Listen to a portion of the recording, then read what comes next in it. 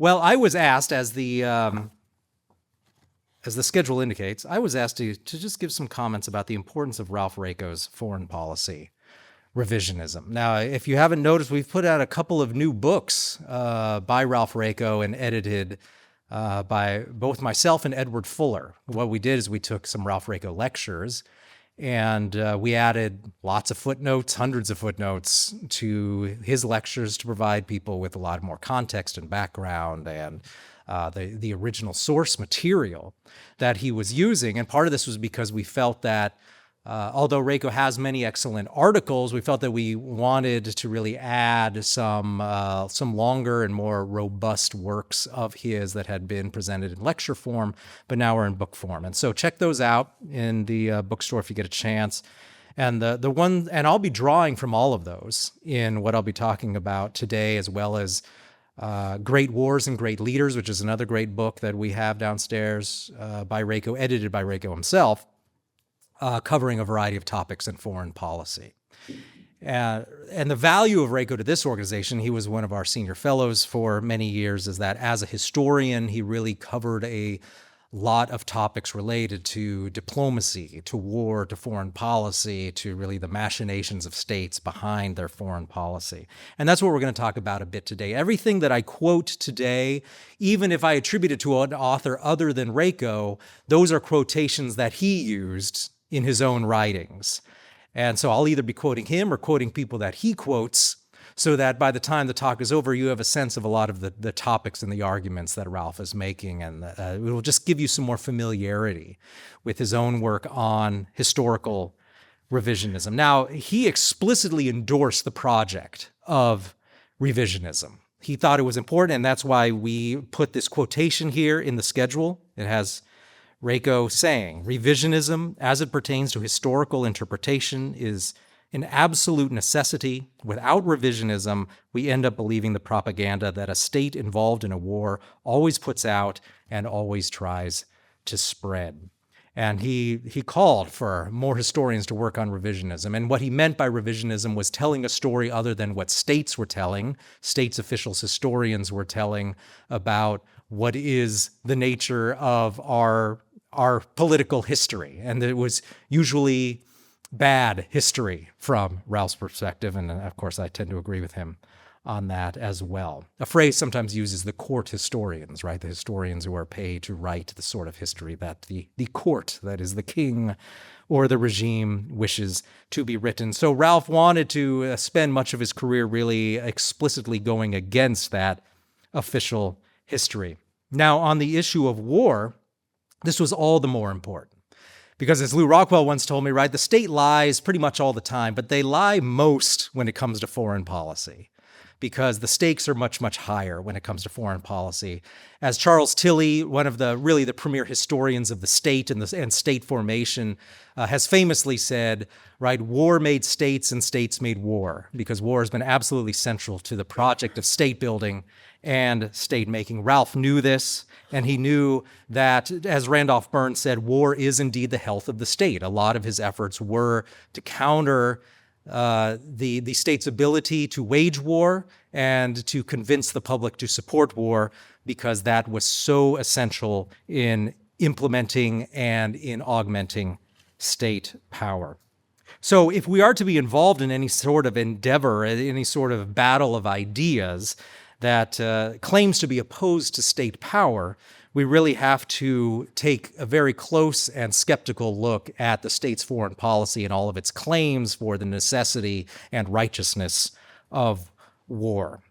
And so here I'm just going to highlight a couple of ways that Raico in his writing tried to address these issues. There are many ways that he does it, just in terms of highlighting certain historical facts and all of that, but there are a couple of things that wind through a lot of his work. And one of these is really rehabilitating our history, that is the history of those who oppose state power and favor freedom and free markets, rehabilitating those who were active in that tradition and made a lot of excellent arguments against state power in war. These are, of course, the people that we now call classical liberals, but which Raico would have called just simply libertarians or just simply liberals. And so we'll go through a lot of the highlights that Raico tried to raise in these two areas. so that we have a better sense of what our roots are, as well as some of the arguments that were made over time. And this is necessary because in the 20th century, so many efforts were made to divorce the modern parties of freedom and free market from their historical roots, and to create this idea that you can at the same time have this incoherent idea that, yes, I'm for freedom and free markets, but I'm also fine with a huge surveillance state, because that will only be used against the bad guys. And I'm fine with the suppression of liberty by the regime almost always and everywhere, because otherwise they'll invade us and strip of all of our freedoms. So the state functions to preserve freedom, even though in reality it's doing exactly the opposite. And it's these claims that you can have both a huge and powerful state and still preserve freedom. That was something the early liberals appreciated and understood, and that was why they opposed the state so much. So let's look at a little bit of the narrative that Raico created there, just so we can get a sense of the sorts of people he favored and what he likes. Now, he considered this ideology, what he called liberalism or classical liberalism, libertarianism, that absolutely central to that project was always opposition to war and militarism. They weren't pacifists. They recognized that there were times that defensive military action needed to be taken, but so rare was this actually met in terms of its requirements, in terms of justification, that of course they were accused by their opponents of being unpatriotic and robbing the state of its essential powers that were needed to wage war.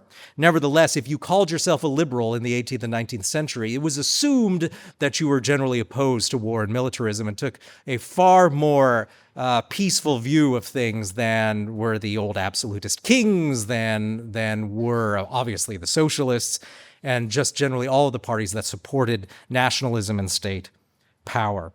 And he notes out that this was simply the dominant position, and that even the milquetoast liberals of the period, like, say, British Prime Minister William Gladstone, these people were forced by the success of liberalism to put peace up front and center in their political programs. Raico writes, quote, "Extolling peace has characterized the classical liberal movement from the 18th century, at least from Turgot on through the 19th century to even Gladstone, who wasn't frankly that much of a liberal. His slogan in mid-Victorian Britain was peace, retrenchment, and reform." So this is a major ruling party political platform. It puts peace first. There was a reason for that. A lot of it was due to the success of the liberals in that time period. The pro-peace liberalism that was the standard at that time, it came to prominence through Richard Cobden's Manchester School. And Raico was a big fan of Cobden, considered Cobden to be certainly one of the greatest minds in international relations in the 19th century. It's also popular in France through scholars such as the radical liberal editors of the political journal Les Censeurs Européens. At the top of every issue of that journal was the phrase "paix et liberté," that is, peace and freedom. And so everywhere we look, this is a central concern of these liberals. And the more radical they were, generally the more they opposed the state and its militarism. Among these journal's editors, that is in the French school, with Charles Dunoyer, a leading figure in the French school, and he was also a close ally of Charles Comte, not to be confused with Auguste Comte, the socialist. And Comte was the son-in-law of Jean-Baptiste Say. They were very much at the center of this sort of thinking. And like most liberals of the time, including those of both the United States and Britain, Dunoyer opposed standing armies. This was a key part of liberalism as well. He wrote, "What is the production of the standing armies of Europe? It has consisted in massacres, rapes, pillages, conflagrations, vices, and crimes, the deprivation, ruin, and enslavement of the peoples. The standing armies have been the shame and the scourge of civilization." Unquote. Similarly, Dunoyer's views were reflected in the writings of Frederick Bastiat, who sought to abolish France's standing army altogether. Bastiat's quoted often among conservative sources and other right-wingers, but they never mention his extremely radical views on militarism and foreign policy in general. In an 1847 pamphlet titled The Utopian, Bastiat reminded his readers that military expenditure is generally an enormous waste of money, and that the exploitation of the taxpayers could be greatly reduced, or the size of the French military drastically reduced as well. Specifically, Bastiat sought to abolish, quote, the entire army, unquote, with the exception of some specialized divisions, which would have to be staffed, naturally, with volunteers, since Bastiat, of course, also sought to abolish conscription altogether. Bastiat sought to replace the state's army with a militia of private citizens in possession of private arms. As Bastiat put it, quote, every citizen must know two things, how to provide for his own existence and how to defend his country, unquote. This idea of more locally controlled militias of private arms ownership, in this Bastiat was, of course, echoing American sentiments from the late 18th century. In the United States, opposition to militarism took the form of vehement opposition to a centralized military force and an American standing army. This was the whole point of the Second Amendment, noting with all that language about a well-regulated militia, that was to be not something controlled by the central government. That was to be locally controlled. Now, obviously in America, too, the lack of direct taxation at the time made funding a large military very difficult as well, and we see that as it turned out in fact. As liberals like George Mason made clear, the military power of the U.S. was to reside principally in the private ownership of arms at the local level, and culturally, Americans of the 19th century regarded federal troops with high levels of suspicion. While it was considered laudable to serve a stint in the volunteer militias, Americans regarded full-time federal troops as shirkers living off the government dole. And if you consult, there's a great book by a British historian last name Cunliffe, and he tries to get into the culture of American views of the standing army and full-time military in the 19th century. And there are lots of anecdotes in there from people like Ulysses S. Grant, among other people, talking about how grand he thought he was riding his horse down the street in uniform, at which point a street urchin came up to him and made fun of him for being so lazy and not getting a real job. So this was a common view at the time. And James Madison, of course, his views were similar. According to Raico, quote, he wrote of war as perhaps the greatest of all enemies of public liberty, producing armies, debts, and taxes, which were the known instruments for bringing the many under the domination of the few, unquote. Moreover, Raico shows that Dunoyer's views were typical of the liberal of the industrialist school. This was important. This was one of the more radical schools of liberalism at the time, and they pioneered liberal exploitation theory. And a lot of people forget that it was the liberals who pioneered this idea that one class exploits another. Of course, from the liberal view, the one class is the state and its friends and the rent seekers, and they exploit everybody else. The tax consumers, the tax eaters, exploit the tax producers, the taxpayers. And this was seen as very important in our calculation of war and militarism, because war was one of the most effective ways by which the regime, that is the tax eaters and its friends, weapons producers and so on, could exploit those who did actually all of the hard work and the production of wealth. And Raico notes pro-peace was central to the industrialist point of view. Their attack on militarism and standing armies was savage and relentless, unquote. Herbert Spencer, a British liberal who was also highly influential in the United States in the late 19th century, can also be included among those who subscribe to this industrialist point of view. With Spencer, state warfare was a remnant of the past and destructive of both freedom and economic progress. Raico sums up Spencer's view this way. Spencer believed that warfare was suitable only to mankind's primitive stage. The Western world, however, had long since left the stage of militancy and entered the stage of industrialism. War in the contemporary world was retrograde and destructive of all higher values. Earlier in his career, back in 1848, Spencer maintained, as the Manchester School did, that wars were caused by the uncurbed ambition of the aristocracy. Aristocracy being included among the exploiter class by many of these liberals in the 19th century. They were, of course, the ones who wanted taxes, tariffs on food, because they were the landowners and the producers of bread, essentially, and that was one of the great victories of the liberals of the time, was the undoing of the corn laws, which were the taxes on bread. And this is one of the most amazing things that the British liberals did in the 19th century. Nevertheless, the reference to the aristocracy here by Spencer was a common sentiment among the classical liberals, who saw the state's obsession with war as a characteristic of the absolutist and anti-liberal states of Europe. Raico shared this view, noting that in the pre-liberal world, most people were simply pawns to be manipulated for the benefit of the central state and its agents. According to Raico, quote, in 1740, Frederick II of Prussia, called the Great, probably because he was a mass murderer, plunged the world into war. Afterwards, when they asked him why, he said, because I wanted to be talked of. It was possible in this world before liberalism and capitalism to talk of war in those terms because liberalism and the liberal ideology had not yet made war into an awful thing, unquote. The tradition of the ruling classes treating war with a capricious attitude was the norm before the rise of liberalism in the 18th century. The great French liberal Benjamin Constant, of whom Raico was a big fan, notes this attitude among the rulers of the ancient world. As Raico puts it, Constant believed that, quote, the ancients, the Greeks, and the Romans, for all their achievements, were basically societies that were founded on war and on constant war-making, which included, of course, imperialism and plunder of other societies. Unquote. These societies did not understand the value of markets and voluntary exchange as the liberals do, and thus these societies constructed their value systems around war, conflict, and force. As Constant himself puts it, war therefore predates trade. One is wild impulse, the other is civilized calculation. The Roman Republic without trade, without letters, without articles, having no internal occupation other than agriculture, and always threatened or threatening, engaged in the business of uninterrupted military operations. Unquote. Ludwig von Mises also identified the ancient preoccupation with war when, in his book Liberalism, Mises directly contradicts the Greek Heraclitus, who had declared that war is the father of all and the king of all. Rather, Mises writes, being quite familiar with this quote, that, quote, not war but peace is the father of all things. Rothbard himself, of course, echoed these sentiments in his History of the Post-War American Right.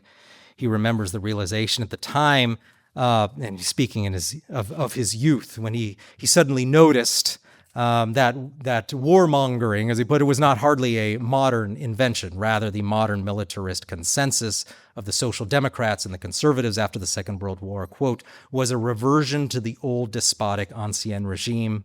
He continues, this old regime was the old order against which the libertarians and laissez-faire movements of the 18th and 19th centuries had emerged as a revolutionary opposition, an opposition on behalf of economic freedom and individual liberty.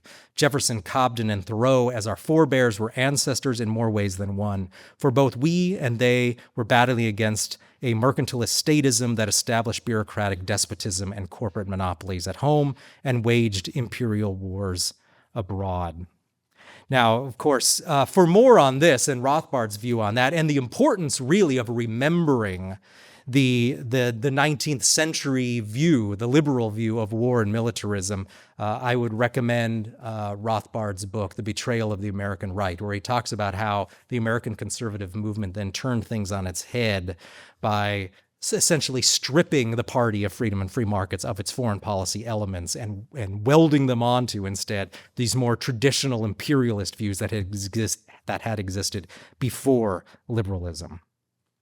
And it went right up until the early 20th century, is important to note, because the timing is important, as we'll see in the second part here. Certainly one of the most famous strikes against America's turn toward global militarism, as illustrated by the U.S.'s war against Spain in 1898, was the work of William Graham Sumner. Sumner, an influential classical liberal and Yale sociologist, delivered a lecture at Yale in 1899 titled The Conquest of the United States by Spain. The title was a play on words, given that the U.S. had, in military terms, smashed the Spanish military. Yet Sumner feared that it was actually the U.S., or at least the quickly expiring anti-war sentiments of Republican America, that had been defeated in the war. Rather, Sumner contends that the Americans had abandoned the restraint of laissez-faire liberalism in favor of, as Raico puts it, the grandeur of empire. This would be attractive to those who delight in state power and prestige.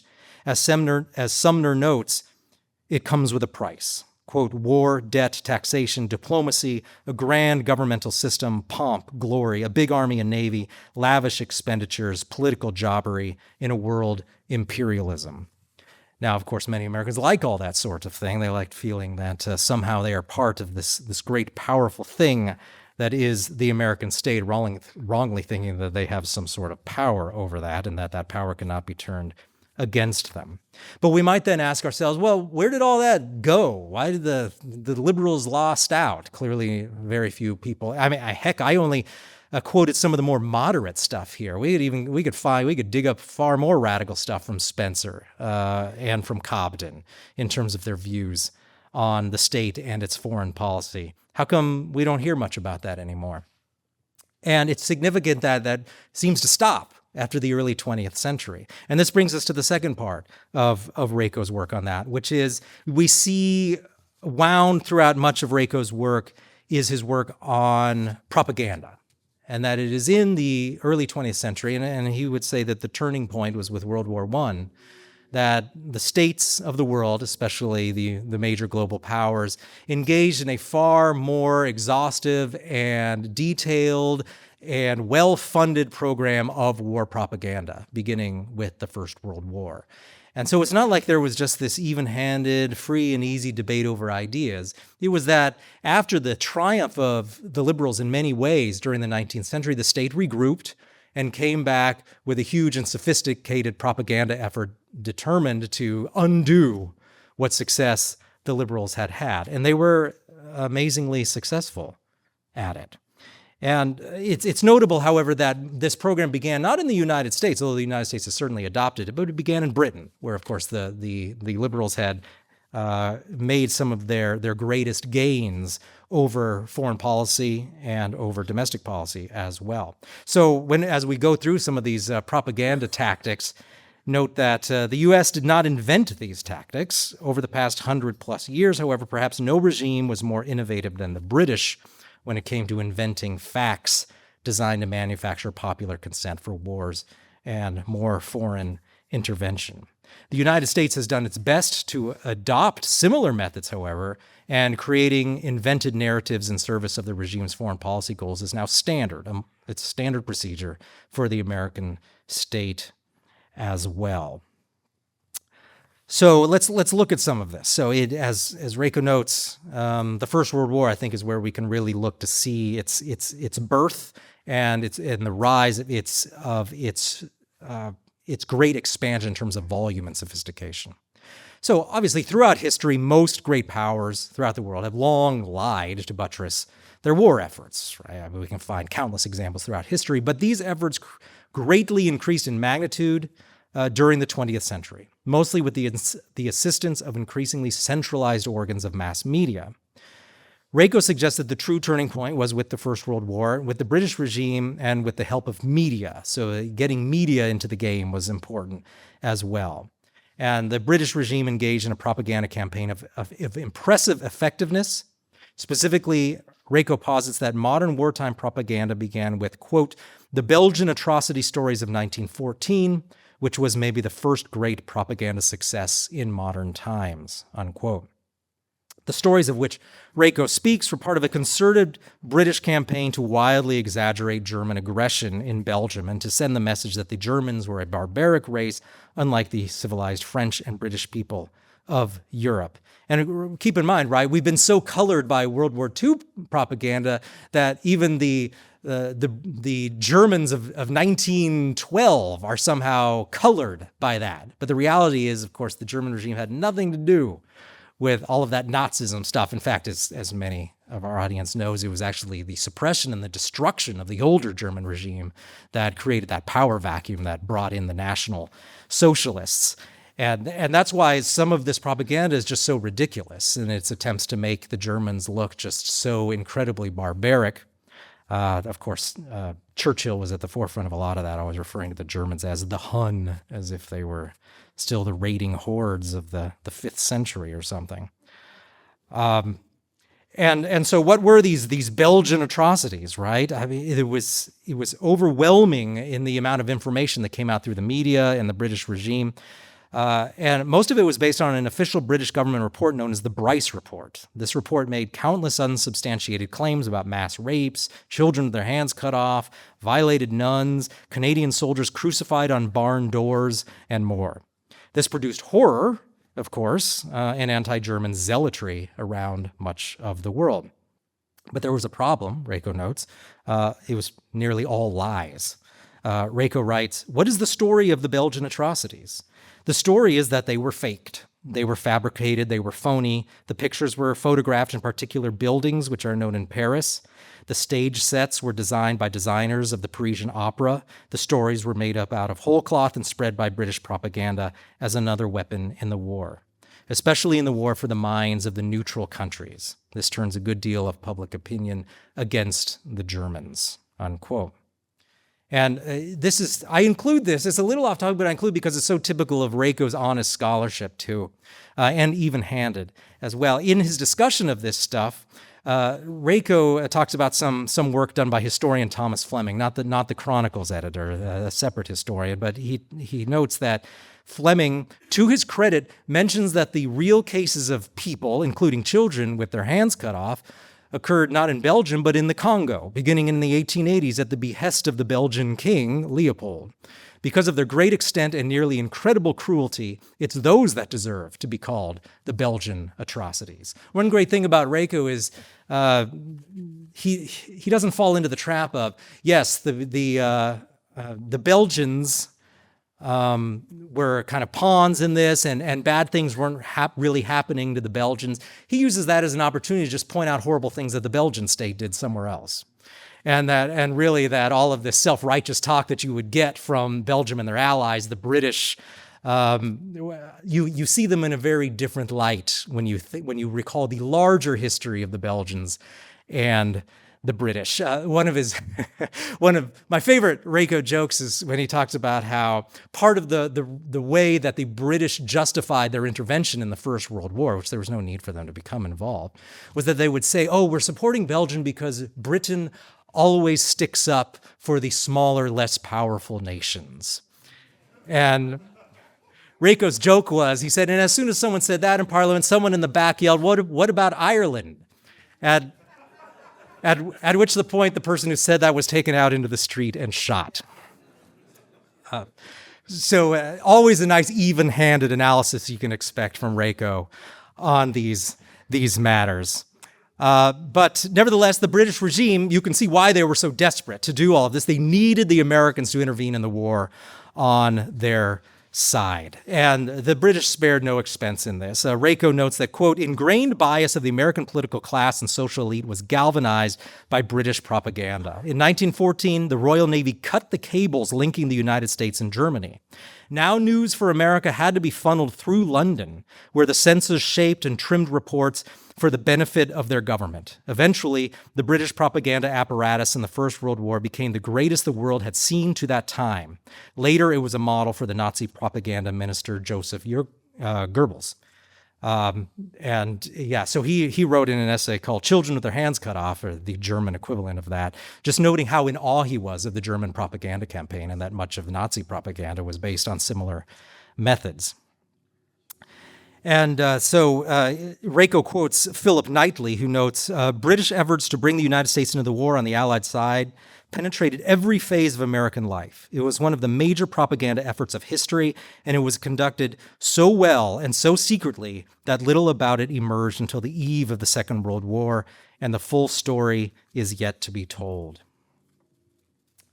So, of course, over time, then the Americans they're learning all of these methods, and they more and more become the leading party in this as we go through the post-war period into the 20s and 30s and into World War II.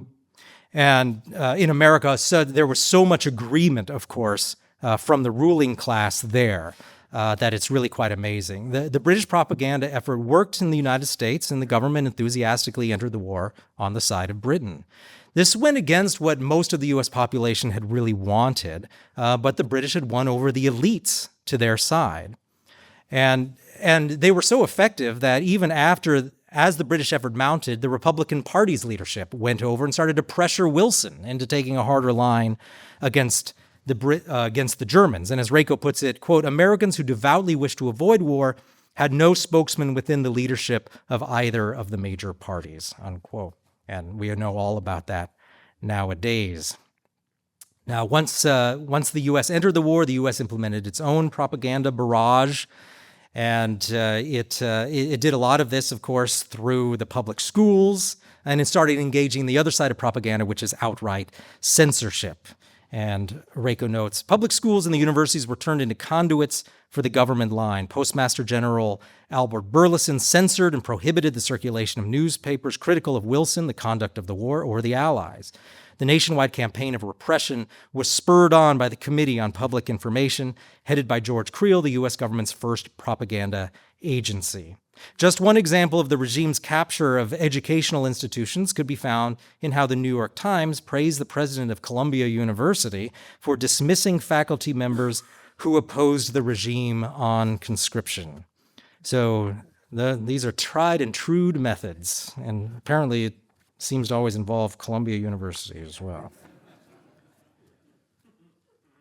Now, the Second World War brought another resurgence in war propaganda, and this time American cooperation with British forces was virtually guaranteed ahead of time. By 1939, Roosevelt was already promising to King George VI that he would provide full support for Britain in case of war. Now, even in 1940, even before the U.S. entered the war, the U.S. government was working hand in glove with the British government to convince Americans of the necessity of U.S. involvement in the war. And this was even covered up for decades afterward. Raico notes, quote, in 1976, the public finally learned the story of William Stevenson, the British agent codenamed Intrepid, sent by Churchill to the United States in 1940. Stevens set up headquarters in Rockefeller Center with orders to use any means necessary to bring the United States into the war. With the full knowledge and cooperation of Roosevelt and the collaboration of federal agencies, Stevenson and his 300 or so agents intercepted mail, tapped wires, cracked safes, kidnapped, rumor-mongered, and incessantly smeared their favorite targets, the quote-unquote isolationists. Through Stevenson, Churchill was virtually in control of William Donovan's organization, the embryonic U.S. intelligence service, later the CIA, essentially. Churchill even had a hand in the barrage of pro-British anti-German propaganda that issued from Hollywood, a perennial partner in this, in the years before the United States entered the war. Gore Vidal, in his book Screening History, perceptively notes that starting around 1937, Americans were subjected to one film after another, glorifying England and the warrior heroes who built the empire. As spectators of these productions, Vidal says, quote, we served neither Lincoln nor Jefferson Davis, we served the crown, unquote. Vidal was so impressed, in a bad way, by the continued success of British propagandists in his effort that he later remarked, quote, for those who find disagreeable today's Zionist propaganda, I can only say that gallant little Israel of today must have learned a great deal from the gallant little Englanders of the 1930s. The English kept up a propaganda barrage that was to permeate our entire culture. Hollywood was subtly and not so subtly infiltrated by British propagandists, unquote. And this goes on for a number of years, with the U.S. ever taking on more and inserting its own interests separate from British interests, and of course going on into the Cold War and well beyond the Second World War. And of course, how did they do this? It was, of course, through media, through Hollywood, but also the schools were on board. Raico writes, back in 1948, Charles Beard already noted the dismal ignorance among our people of the principles of our Republican government. American education from the universities down to the grade schools is permeated with, if not dominated by, the theory of presidential supremacy in foreign affairs, coupled with the flagrant neglect of instruction in constitutional government. This propaganda has deeply implanted in the minds of rising generations the doctrine that the power of the president over international relations is, for all practical purposes, illimitable.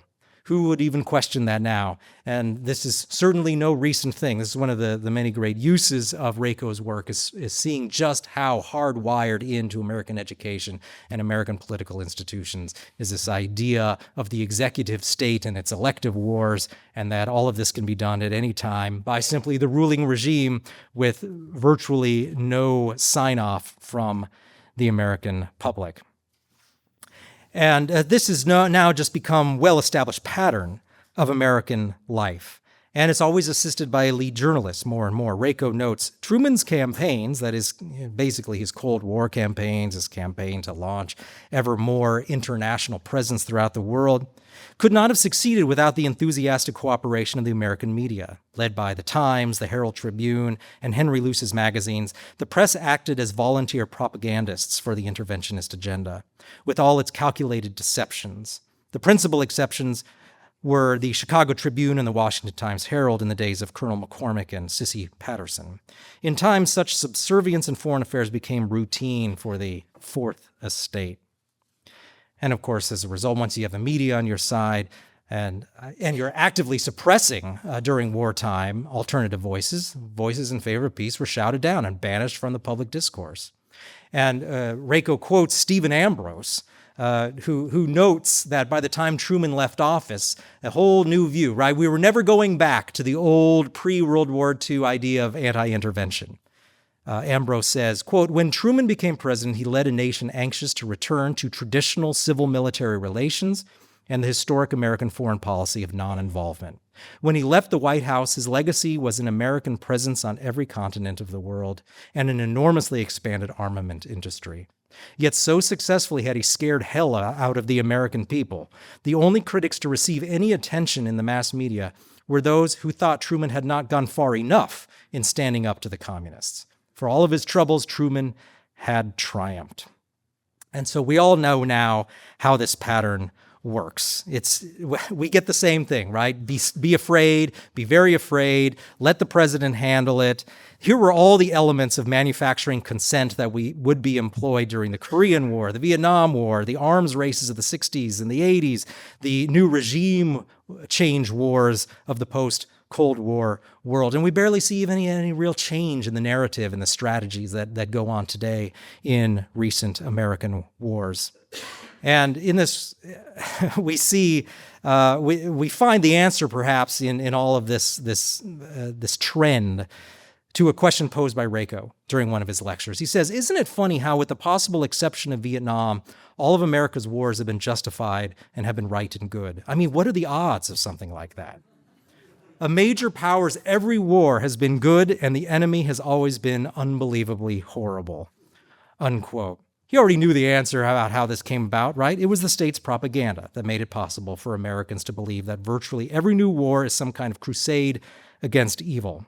Thanks to propaganda, the American thinking on foreign policy, which in an earlier age had been pragmatic and less moralistic, had taken on its modern tone of quasi-religious righteousness. So we can now, of course, contrast this with the earlier narrative that Raico talks about, that is the 19th century liberals who understood the role of the state in the destruction of liberty and that this was closely tied to the issue of war and militarism. And of course, there are many other ways that Raico has contributed to the issue of revisionism, a lot of other topics that he talks about and really should be investigated, I think. But in these two ways, I think, are two of some of the main pillars of the way that he gives us new ways of thinking about American foreign policy, or just foreign policy in general, as well as the history of ideas and that war over ideas that has been so essential in limiting the state and its wars. It wasn't just some accident that so many Americans now believe, that so many Americans abandoned the anti-interventionist views of a century earlier. It was a concerted effort to destroy what the liberals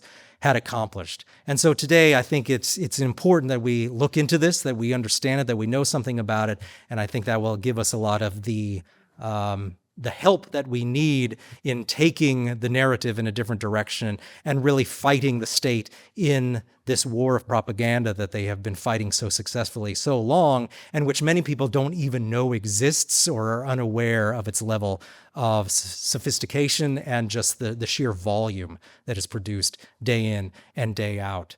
So if you have any questions about Raico, come ahead and see me afterward, but I guess it's about time for lunch, so thank you very much.